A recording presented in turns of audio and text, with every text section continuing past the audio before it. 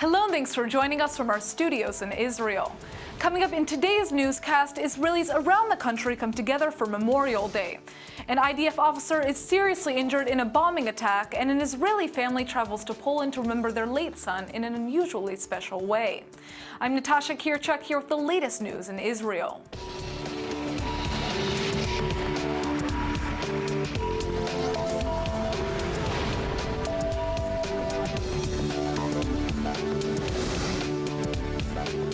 It's Memorial Day in Israel, and the nation has paused to commemorate the fallen soldiers, police, and victims of terrorism. 23,447 Israelis have died in battle and terrorist attacks since Israel became an official state. Memorial Day officially began last night as sirens wailed throughout the country, and the nation stood for a minute of silence. Another siren blared at 11 this morning, and the public stopped and stood to honor the fallen.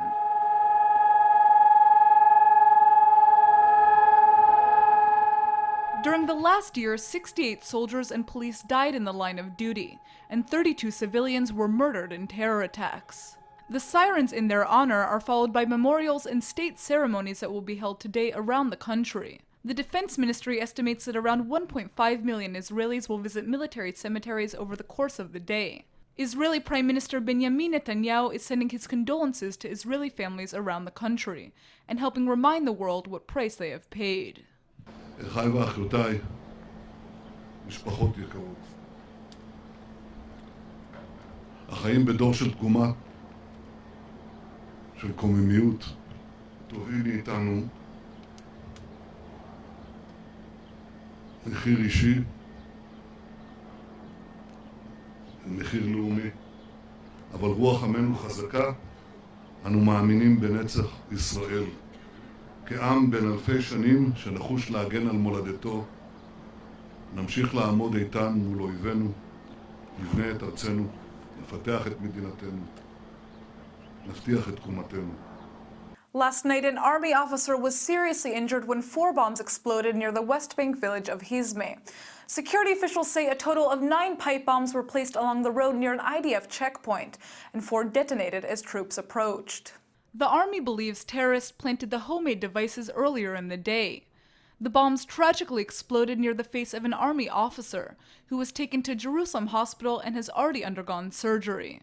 The hospital says there's no danger to the officer's life, but that he'll likely need additional surgery and will undergo an extended stay in the hospital. After the blasts, Army and police searched the area and located an additional 5 unexploded bombs that were removed and disarmed. The Army sent troops into Hizme and is conducting searches for suspects who planted the bombs. Every year, the entire nation comes to a halt to commemorate Israeli Memorial Day, which comes just one day ahead of Israeli Independence Day celebrations. ILTV's Steve Lewitz sat down with the former head of the IDF History Branch yesterday to learn more about the origins of these special national holidays and to find out why they're so important to Israel. It's when the State of Israel was founded, various attempts were made to create national holidays, which would be proper holidays, not just technical, where you go on a picnic.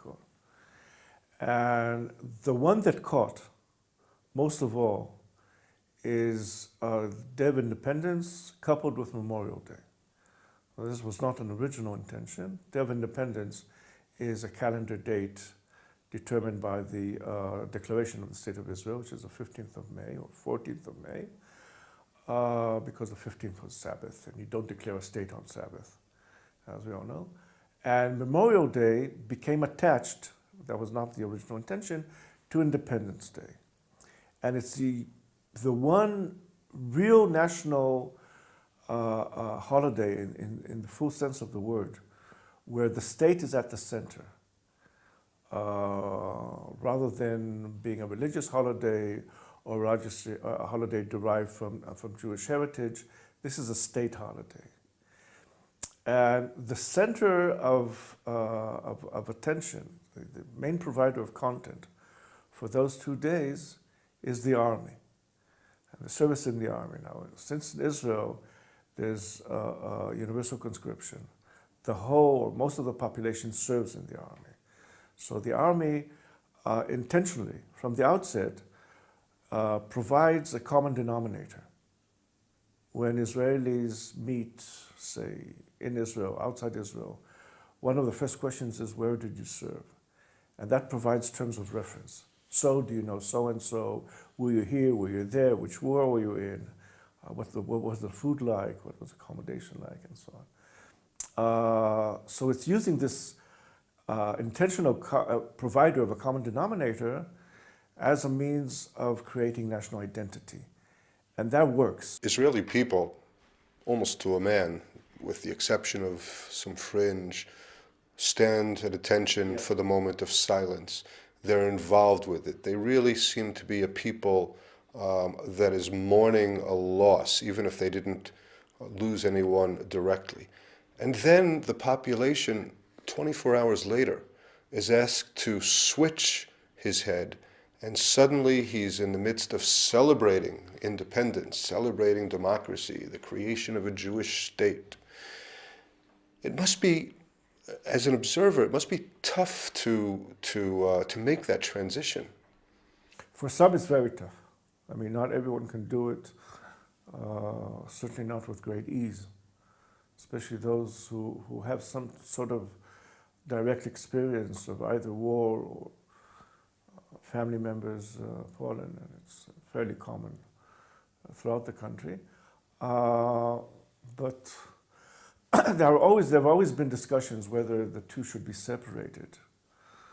The main argument is that the mourning provides the meaning for the accomplishment of statehood. It gives it perspective, gives it depth. And by and large, that rationale is accepted. So that provides a justification for switching from one mode to the other. And it's sort of a catharsis. It's a very, very emotional time. Now, we're 68 years on. We're not a country that's just been born. Do you think that the feeling about the Israeli soldier, the fallen in Israeli society, is playing as active a role today as it was at the time of the establishment of the state? Very much so. I think the emotive power of the memory of the fallen in battle for the sake of the community, the sake of the collective, has proven itself in Israel and outside Israel as extremely powerful over the years. For those who seek a focus for identity, for communal identity, that's one of the most powerful available. The memory of those who sacrifice themselves for the community. That works. And as long as Israeli society resembles the present society and the situation, circumstances are similar to the ones today, I expect it will prevail. On the first day of 2016, a tragic terror attack took place in one of Tel Aviv's most central neighborhoods. A terrorist opened fire on a busy bar on Dizengoff Street, killing 2 people and injuring 7 others. One of the casualties was Alon Bakal, the manager of the popular pub. He'd actually just moved to Tel Aviv and he was only 26 years old. Joining us today is Alon's brother, Avi Bakal, to talk to us about how his family has continued to spread his legacy. Thanks for coming in. Hi.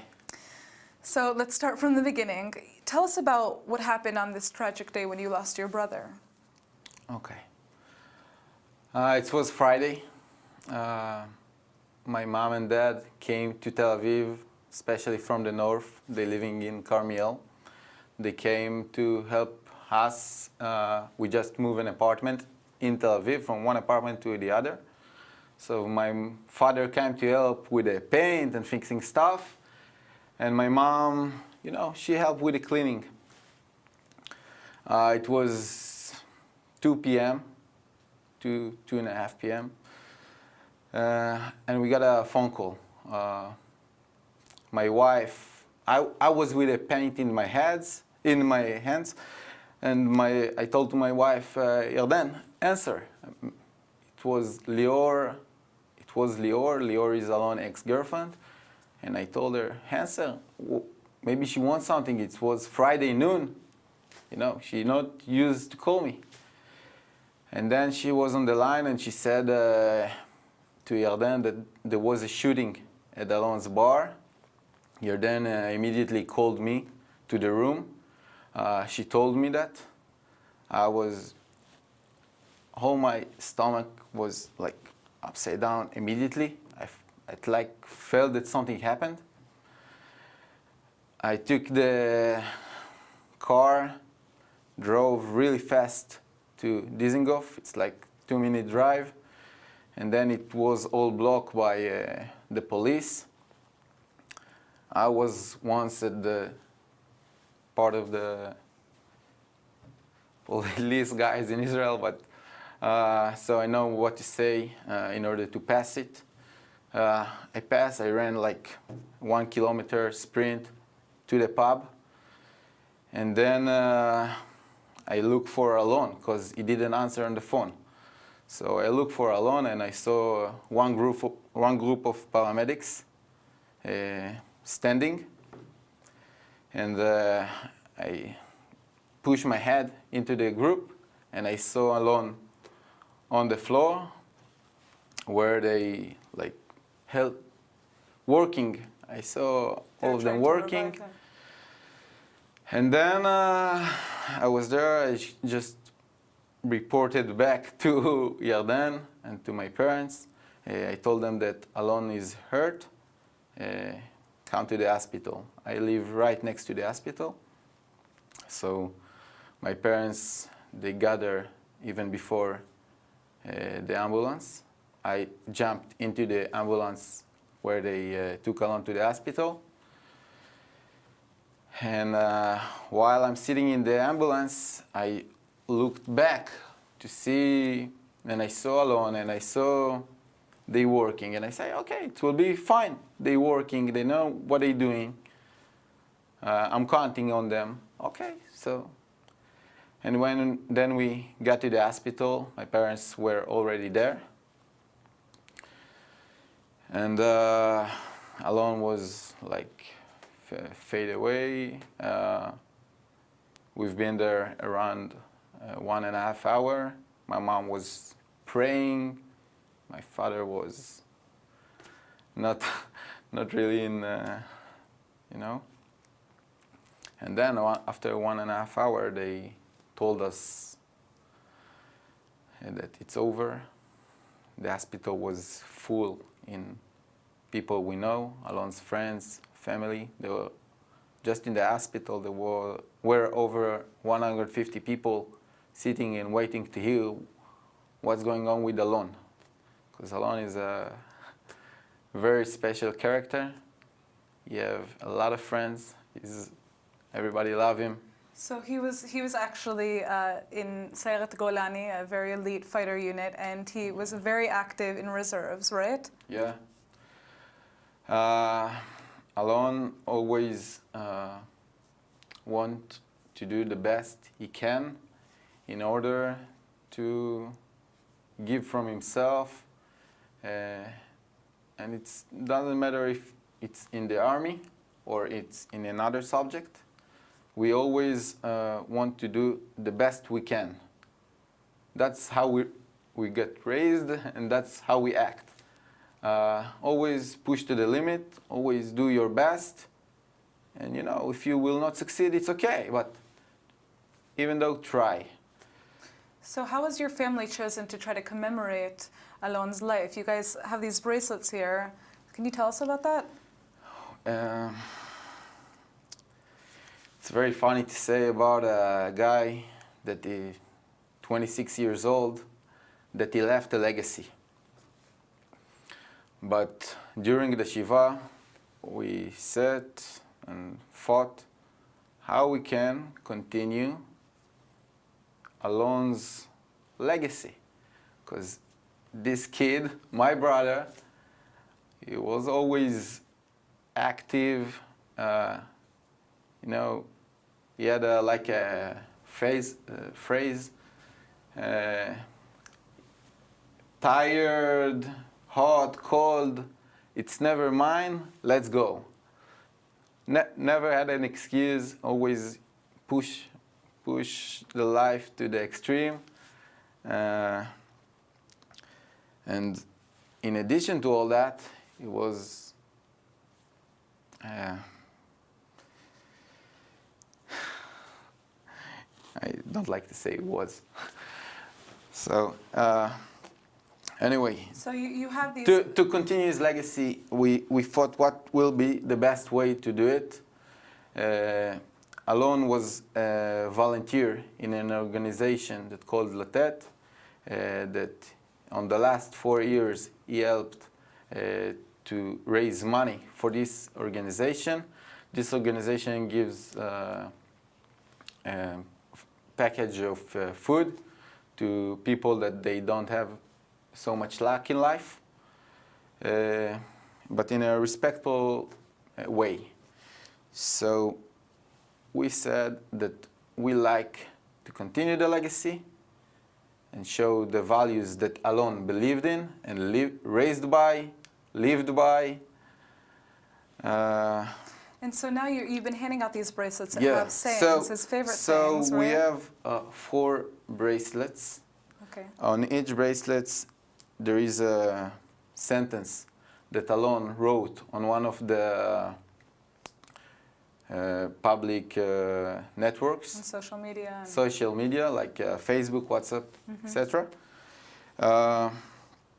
so one of them says here, for Yeah, example, if you're alive, live, right? So this is kind Yeah. of just really who Alon was. Yeah, so each bracelet have a value that we want to see the whole Israeli society act like, and those values, as I said, Alon raised by and lived by.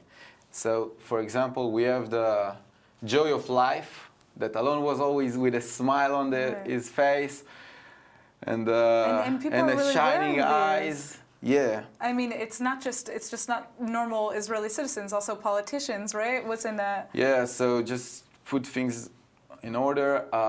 We fabricated 100,000 of wristbands. Wow, 100,000 wristbands, okay. Yeah, we raised over 1 million shekels just from selling them.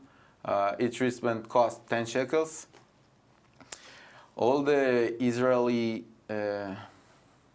media, politicians, each celeb on this country joined us because he and we believe that those values, the joy of life, make the world a better place, the love for Israel, and those who dare win, push things to the limit. That was Alon.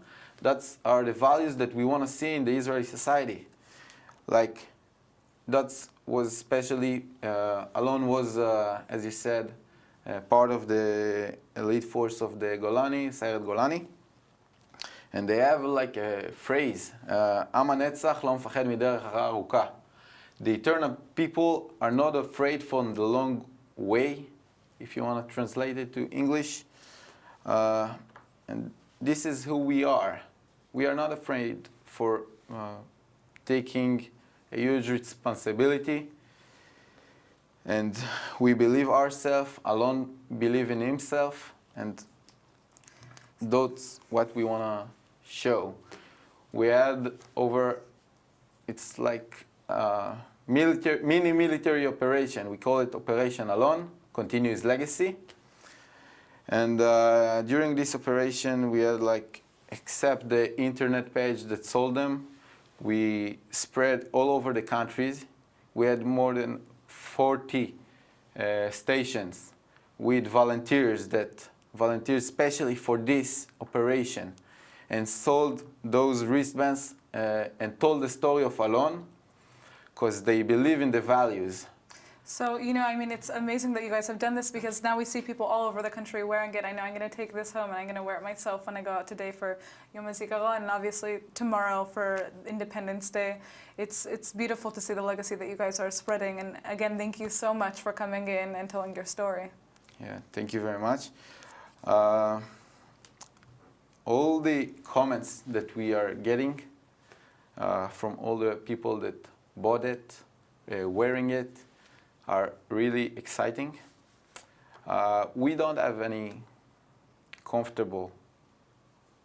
You know, when we raise so much money and we gave it to people that they don't have so much luck, we don't have any comfortable in this, but at least the comments and the hug, the big hug that we're getting from the Israeli society all over, also from people abroad. Everybody, they know about it, they care, and that's really important for us. Yeah, you don't feel alone. Well, thank you again so much for coming in. Thank you, Natasha. For months, we've been reporting that Israel and Turkey are on the verge of cutting a reconciliation deal. It turns out that process may take longer than expected because now Turkish and Israeli officials will have to wait for the new formation of a government in Ankara. Relations between Israel and Turkey fell apart in 2011 after 10 Turks were killed when Israeli commandos stormed the Mavi Marmara flotilla, which was trying to break Israel's blockade of Gaza. Following the incident, Turkey downgraded diplomatic relations and ejected Israel's ambassador. Yet in recent months, there have been intense efforts to fully restore ties. Both sides have signaled that a deal is imminent, but that may not be the case anymore. Turkish Prime Minister Ahmet Davutoglu suddenly resigned on Wednesday, and President Tayyip Erdogan has yet to appoint a successor. According to the Israeli Consul General in Ankara, a reconciliation agreement must now wait. I believe that we'll have to wait till after the composition of the new Turkish government on May 22nd, maybe after, and in order to resume the negotiations. I believe that it will take another round or two in order to conclude a deal. From the Turkish point of view, I believe that many issues should be continued by a new government, but having said all that, I believe that most of the issues between Israel and Turkey are already, to a certain extent, clear, and we believe that we can move forward also after the new government is composed. Yet even after a new government is assembled in Ankara, Israel and Turkey still have to overcome several disagreements. The main issue of concern is the Israeli sea blockade of Gaza. Turkey wants the blockade lifted, but Israel is pushing for an overland route in which goods arrive at an Israeli port for inspections before reaching Gaza. Israel wants to ensure that Turkish supplies to Gaza do not include smuggled arms for Hamas terrorists. We have something like 800 or 900 trucks coming into Gaza on a daily basis, and this number can be extended if needed, and we are more than willing to enable Turkey to play that role. So the sea blockade is actually a non-issue in our eyes, in our view, and I believe that we already are beyond this point of disagreement with the Turkish authorities. Another issue of contention between the two parties is Israel's demand for Turkey to close down a Hamas command center that operates in Ankara. If there are to be full diplomatic ties, Jerusalem is insisting that there be an end to Ankara's cooperation with Hamas terrorists. When I was in Poland last week, I ran into an old friend who was in the country for a very special reason. Yosef Avi Yair Engel was taking part in Holocaust Memorial Day in memory of his fallen son Yair, who had walked in the March of the Living 23 years before. This year, for the first time ever, Yair's family commemorated his life through music, and I decided to follow their unique journey of remembrance. Yair Engel was only 17 years old when he traveled to Poland to visit the Auschwitz concentration camp. It was spring of 1994 when he found himself standing on the very ground his own grandfather Shraga had once tragically walked. Before he came here, he was a basketball player, a good basketball player, and he wanted to continue his basketball even in the army time. And after he came here, he decided to go to the most important group in the army, in the Naval Special Forces, Shayetet 13. After what he saw here, he decided to change his life. The year after his visit to Auschwitz, Yair decided to become a first sergeant in an IDF commando unit, instead of following his basketball dreams. But just a year later, he lost his life during a military diving exercise at only 19 years old. Yair may have left the world, but his words did not. After my son was here in 1994, I wrote a poem about the survivals and about the miserable of the people here. And this poem, my son died in the army in '96, and after we found the poem. Yair's father Yusuf was so touched by his powerful poem that he decided to do something unusual with it. He contacted David Daol, one of the most famous singers and songwriters in Israel. Together, they turned Yair's poem into song, and this year, for the first time ever, it was sung for Holocaust Memorial Day in Poland. And this poem became a song, and it was composed by a person called Moshe Yosef, and they asked me to sing it, and I was honored to do that. Last week, David Daol traveled all the way to Poland with Yair's family to perform his song 6 Million Brothers at the March of the Living. And the Israeli superstar says the experience has been incredibly moving throughout. He wrote a song, a very, very powerful song, and you could feel in his words that he couldn't believe it. I mean, he could not accept that such tragedy happened to the Jewish people. And then, unfortunately, when he was a soldier, he died. And it's like, in a little metaphoric way, maybe, it's the tragedy of the Jewish people that are still fighting just for the right to exist. For Yair's family, coming to the March of the Living to hear Yair's song performed is helping them come to terms with all of the tragedy they have experienced since the Holocaust. We are going to close a circle, a life circle. Started with my father. He was here, he came here at February 43. After my son was here in 1994. It's, in this case, it's very difficult, very emotionally, but it's a part of the memories that we are doing to my son. Walking through Auschwitz-Birkenau for March of the Living certainly isn't easy. Many of the Jews marching have lost family members in the Holocaust, and the march provides an important yet difficult opportunity to look into their own dark history. There are truly no words that can describe this experience, walking side by side with young Jews from around the world who are remembering their ancestors just like my own. I'm here standing today in memory of my great-grandparents and my aunt who actually survived Auschwitz and made it to Argentina to tell her story. Well, first of all, as a Israeli Jewish, we were studying about the Holocaust since I was very young. And also my mother was in one of the camps, and my wife mother. And to be here participating in the March of Living, it's like a small victory of the Jewish people. Well, it's not easy, I must admit. I have this heavy feeling because, as you can see, everything is very beautiful, very nice, very calm. People are nice, but yet something inside of me still remembers, and it's not easy because I know what happened to my people here, and I'm trying to forgive, but not to forget. David Dor is right. We must never forget those fallen in the Holocaust and those like Yair who have passed away in the military while serving for the Jewish state. 6 million brothers of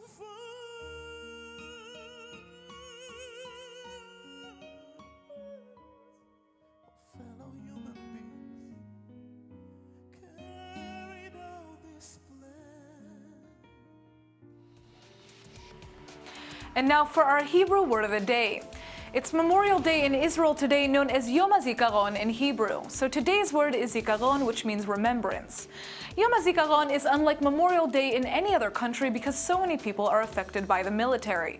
In Israel, all Israelis are obligated to go into the army, which means most Israeli families have experienced loss in some form. That's why when Yom HaZikaron comes around, Israelis around the country are profoundly affected, because it gives them a chance to stop what they're doing and truly remember those who have been lost. In many ways, Zikaron is a foundation to the Jewish state because by remembering the tragedy Israel has experienced, Israelis are inspired to fight for a brighter and more peaceful future. Let's go ahead and take a look at the weather forecast. Israelis can look forward to a sunny Independence Day tomorrow with a high of 77 degrees. Friday is supposed to be even hotter with the temperature jumping up to 83, so don't forget to carry around some sunscreen. All right, everybody, that's it for today's news. Today's exchange rate is 3.77 shekels to the American dollar. Remember to sign up for our daily newsletter at ILTV.tv, and don't forget to check in later tonight for our special Yom Ha'atzmaut broadcast at 8 p.m. Eastern Time.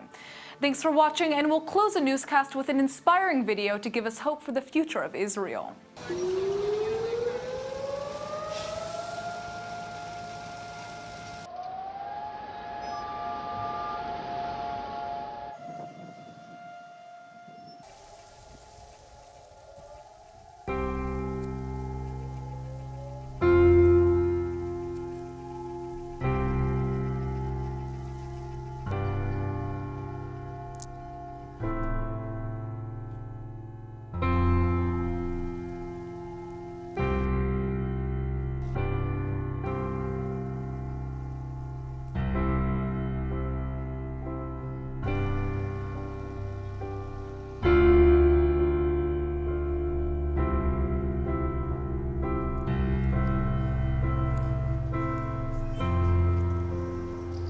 הדקה הזאת, כולנו כאחד, כולנו ביחד. אבל מה יקרה עוד דקה? שוב נתחיל להתקוטט, שוב נתחיל לריב, מה שאנחנו עושים כל השנה. ואם היינו יכולים למשוך את הדקה הזאת ולהפוך אותה לשתי דקות של סולידריות, של אחווה, של תמיכה הדדית, של יחס אנושי אחד כלפי השני, מה היה קורה אז? אולי 5 דקות? מה עם שעה? למה לא בעצם?